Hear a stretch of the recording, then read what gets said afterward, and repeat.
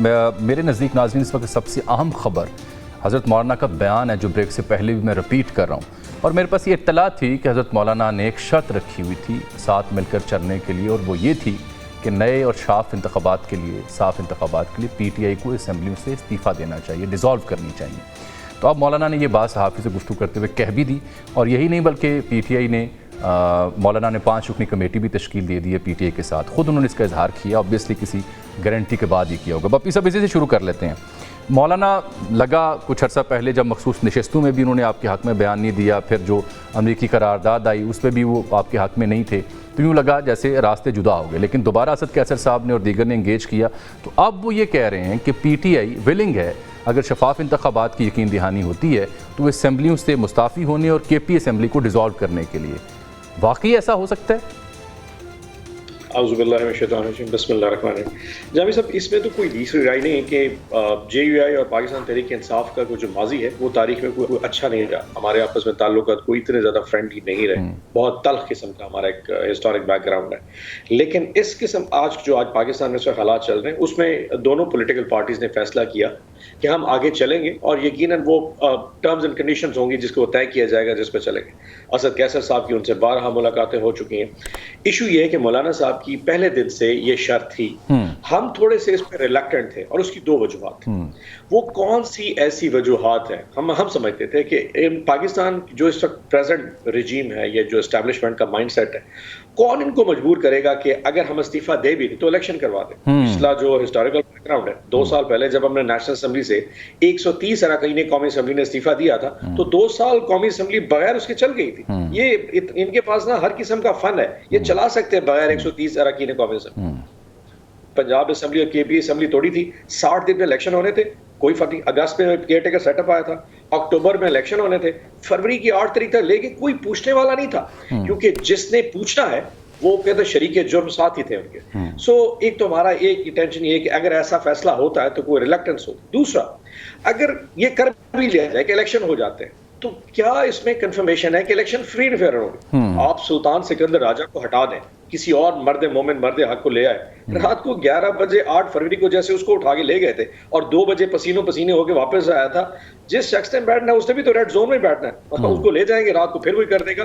میں تو سمجھتا ہوں 8 فروری بلیسنگ ان ڈسگائز تھی ہمارے لیے کہ ان کو کیلکولیشن کا اندازہ ہی نہیں ہوا، اینڈ جو سب سے بڑی مس کیلکولیشن تھی وہ پنجاب کی تھی۔ یہ سمجھ رہے تھے کہ پنجاب میں جناب بڑا پریشر ہے، بڑا خوف ہے، لوگ نہیں نکلیں گے، لوگوں نے دے ٹرن دی ٹیبلز۔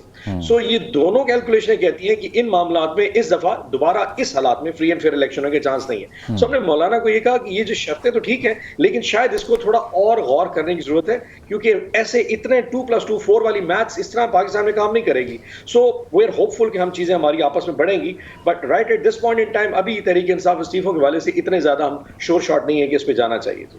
اچھا، ابھی تک اب جو آپ نے 2 ریزنز دی نا وہ بڑی لاجیکل ہیں کہ ایسی کیا گارنٹی ہوگی، کیا ایشورنس ہوگی کہ اگر ہم ڈیزالو بھی کرتے ہیں، ریزگنیشن سبمٹ کرتے ہیں تو پھر الیکشن ہو جائیں، ماضی کی مثال آپ دے رہے ہیں، اور پھر صاف شفاف ہو جائیں جو آپ بتا بھی رہے ہیں۔ بٹ اگر مولانا جیسے ایک سینئر سیاستدان جو کہ آپ کی پارٹی سے انگیجڈ ہیں، اگر وہ اب یہ گفتگو کر رہے ہیں تو اٹ مینس کہ کوئی کنسنسس ایسا ڈیولپ ہوا ہے نا within the P T I and J U I جس کے بعد وہ یہ بات کر رہے ہیں۔ میں کہہ رہا ہوں ابھی بہت انیشیل فیز میں ان کی کمیٹی ہے، ہمارے اسد قیصر صاحب ہیں، ابھی آپس میں ٹی او آرز طے ہوں گے، پھر خان صاحب کے پاس جائیں گے، پھر خان صاحب اس کی پرنسپل اپروول دیں گے۔ As on this point of time ابھی تک استعفوں کے آپشن کے حوالے سے پارٹی میں اتنی سیریس ڈسکشن نہیں ہوئی۔ مولانا نے بات ضرور کی ہے، ہم اس کو کنسیڈر بھی کر رہے ہیں، لیکن اس پہ ابھی تک فیصلہ نہیں ہوا۔ But having said that, principally دونوں جماعتوں نے متفقہ طور پہ آگے چلنے کا فیصلہ ضرور کیا، چاہے وہ جلسوں کی حد تک ہو، چاہے وہ مارچ ہوں، پروٹیسٹ ہوں، سٹنز ہوں، تو اس حد تک ہم آپس میں ضرور چلیں گے۔ لیکن ابھی استعفوں کے حوالے سے جو پرنسپل ایگریمنٹ ہے اس کی بہت انیشیل سٹیج پہ ہے، شاید آنے والے دنوں پہ اس پہ کوئی نہ کوئی بات ہو جائے، کیونکہ اوبیسلی مولانا کا اس بات کے اوپر اتنا سیریس ہونا تو اوبیسلی ہی مینس بزنس۔ مولانا صاحب ایسے کوئی کوئی امیچور پولیٹیشین نہیں ہے، اوبیسلی ان کی کیلکولیشنز بہت اسٹرانگ ہیں، لیکن ہمارا تجربہ بھی بہت تلخ رہا ہے اس سیٹ اپ میں۔ سو ہم اپنے تجربے کو ان کو باور کرائیں گے، وہ اپنے کانفیڈنس کو دیکھیں گے، لیٹس سی کہیں نہ کہیں ہمارا مڈل گراؤنڈ مل گیا تو انشاءاللہ we'll move forward with that. ٹھیک، اچھا یہ بتائیں کہ یہ ایکویشن جو ہے یا یہ پرپوزل خان صاحب کے ساتھ بھی ڈسکشن میں لائی گئی ہے آپ کے ذمہ داران کی جانب سے؟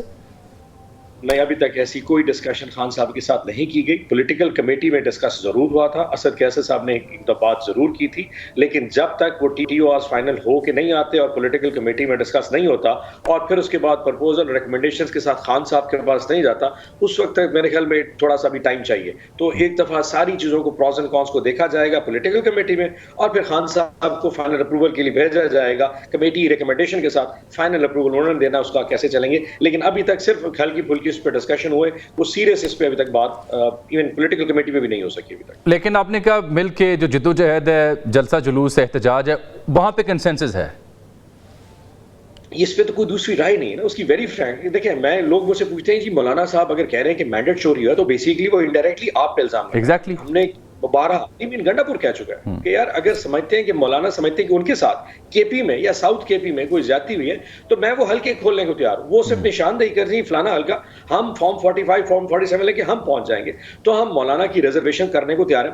ایشو یہ کہ ہمارا جو بیسکلی پوائنٹ جو کنسنسس ہے وہ اس بات پہ ہے کہ اس وقت جو فیڈرل گورنمنٹ ہے, یہ جو پریزنٹ سیٹ اپ ہے جس کو پاکستانی قوم پہ غاصب کر دیا گیا ہے, امپوز کر دیا گیا ہے by the present power corridor, یہ نامناسب ہے. یہ ایسا یہ ٹرو ریپرزینٹیشن آف عوام نہیں ہے. یہ ہمارا اور مولانا صاحب کا منتخب آپس میں اس بات پہ کنسنسس ہے. اب اس حکومت کو گرانے کے لیے, اس پولیٹیکل مینڈیٹ کو اچیو کرنے کے لیے ہم کم از کم اکٹھی سیاسی جدوجہد ضرور کریں گے. یعنی جسٹ ون لائن, یعنی ہم جلد دیکھیں گے کہ آپ کے کسی جلسے میں مولانا سٹیج پہ ہوں گے یا ان کے جلسے میں آپ کی جماعت وہاں سٹیج پہ ہوگی. وائی ناٹ جی, ہم سیاسی جماعت ہیں, ہم پولیٹیکل فیصلے کریں گے. چل اچھا, اب یہ جو این او سی کا معاملہ تھا, کیونکہ پی ٹی آئی جلد کچھ سا بھی کرنے جا رہی ہے, کب کا آپ کا پلان ہے؟ اور این او سی تو مل نہیں رہا, رؤف حسن صاحب کہہ رہے ہیں کہ اب این او سی ملے نہ ملے جلسہ ہم ہر حال میں کریں گے. نہیں ایسا نہیں ہے جی. خان صاحب کے ساتھ اس جمعرات کو جو لیڈرشپ کی ملاقات ہوئی اس میں خان صاحب نے کہا کیونکہ کورٹ نے کہا ہے کہ آپ این او سی لے لیں اور کورٹ کا ہی فیصلہ ہے, اور اس وقت دوبارہ ہم نے جو دوبارہ ریٹ پٹیشن فائل کی تھی, اپنا شعیب شاہین صاحب نے فائل کی تھی, اس میں چیف جو جج اپنا جج صاحب ہیں اسلام آباد ہائی کورٹ, انہوں نے چیف کمشنر کو بلایا تھا کہ بھائی تم بتاؤ کہ تمہیں جو ایشو تھا وہ تو چلو 9-10 محرم کا تھا, اب وہ عاشورہ گزر چکا, اب ڈیٹ دو. انہوں نے کہا جی آپ 40ویں کے بعد لے جائیں. ہم نے کہا تھا جی آپ نے کہا تھا عاشورے کے بعد, سو 28 تاریخ کو اس کو پیشی ہے. جب وہ پیشی پہ فیصلہ ہو جائے گا, این او سی کے ساتھ پہلا جلسہ ہونا بہت امپورٹنٹ ہے, اور خان صاحب نے اس بات کو ریٹریٹ کیا ہے کہ جو پہلا جلسہ اسلام آباد میں ہونا ہے وہ این او سی کے ساتھ کرو, تاکہ کیونکہ پورے پاکستان سے لوگوں نے, میں آپ کو جاوید صاحب بڑے مزے کی بات بتاؤں, اس دفعہ یہ جلسہ اسلام آباد ہونے جا رہا تھا, میں خانے وال کے نا اس پہ انٹرچینج پہ آ کے بیٹھ گیا, کیونکہ جنوبی پنجاب سے بہت سارے دوست آ رہے تھے, فیملیز آ رہی تھی جن کو میں نے کبھی زندگی میں دیکھا نہیں, لیکن انہوں نے سوچا کہ شاید یہ ان کی ایک ریلیجس ڈیوٹی ہے, جیسے ایک ڈٹرمنیشن نہیں ہوتی کہ میں گھر سے بچوں کے ساتھ نکلوں گا, اسلام آباد کے جلسے میں جاؤں گا, اور شاید میرے جذبے کی وجہ سے عمران خان اڈیالہ سے باہر نکل آئے گا. یہ جو موٹیویشن ہے, اگر آپ چاہتے ہیں کہ پراپرلی چینلائز ہو, اس کے لیے این او سی بہت امپورٹنٹ ہے. ورنہ جس قسم کے مائنڈ سیٹ کے ساتھ آپ دیکھیں ہمارے سوشل میڈیا کے 10 بچوں کو اٹھا لیا, مطلب ان کا قصور کیا ہے؟ وہ اپنی زبان بولتے ہیں, وہ اپنی آواز بولتے ہیں. سو جس قسم کے حالات پنجاب میں خاص طور پہ بنے ہوئے ہیں, اگر آپ این او سی کے بغیر جاتے وہاں شیلنگ شروع کر دیں, اللہ معاف کرے ربڑ بلٹس بھابی صاحب, آپ نے ابھی گفتگو میں تھوڑی دیر پہلے علی امین گنڈا پور صاحب کو ذکر کیا, کہاں غائب ہیں موصوف جو سی ایم کے پی ہیں علی امین گنڈا پور صاحب؟ بنو میں کیا کچھ نہیں دیکھ لیا ہم نے, غائب ہیں, لاپتہ ہیں, یا کوئی ان ویل ہیں؟ نہیں کچھ بھی نہیں, ہی از پرفیکٹلی فائن. ابھی ہماری پولیٹیکل کمیٹی کی میٹنگ ہوئی ہے جس میں پورا علی امین گنڈا پور نے پوری کمیٹی کو بریفنگ دی ہے, جو بنو میں معاملات ہوئے, جو کے پی میں ایشوز چل رہے ہیں, اس حوالے سے اپنا پورا سٹانس دیا ہے. آپ دیکھیں, سمجھنے کی کوشش کریں, یہ بہت سینسٹیو ایشو ہے. اون صاحب ٹھہریے گا, قطع کلامی. از اٹ ٹرو کہ اس بریفنگ میں, اس میٹنگ میں آپ کی کور کمیٹی دیگر ذمہ داران نے کھل کر تنقید کی ہے ان کی سرکار کے کردار پر, جن کے سامنے یہ سب ہوتا رہا, اور وہاں پہ نہ کوئی وزیر پہنچا نہ سی ایم خود پہنچے؟ اچھا, میں اس کو تنقید نہیں کہوں گا. ہماری پولیٹیکل کمیٹی بہت اوپن اینڈڈ فورم ہے, اس میں کوئی جونیئر کوئی سینئر نہیں ہوتا. اس میں سوالات ضرور پوچھے جاتے ہیں, اور مطلب دیکھیں سی ایم علی امین گنڈا پور ضرور ہے, لیکن وہ پاکستان تحریک انصاف کا کارکن بھی ہے, تو اس نے بڑے کھلے دل سے سب کو جواب دیا کہ میں نے یہ کیا, میں نے یہ کیا, ہمیں یہ کرنا چاہیے. اور ہماری جو اینڈ ہوا اس پہ بڑی چیزوں پہ کنسنسس آ گیا. جوڈیشل کمیشن بنے گا پشاور ہائی کورٹ کا, اون صاحب بہت بہت شکریہ.